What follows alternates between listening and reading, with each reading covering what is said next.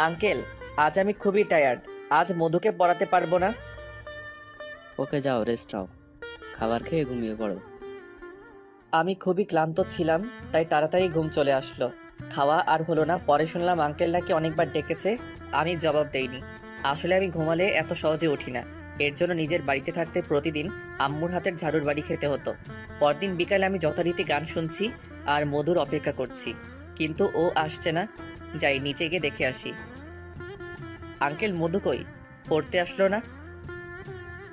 জানি না, ও রুমে আছে, যাও গিয়ে দেখে আসো। আচ্ছা আঙ্কেল। আমি গিয়ে মধুর দরজায় নক করলাম। কে? জি, আমি হিমেল। আসবো?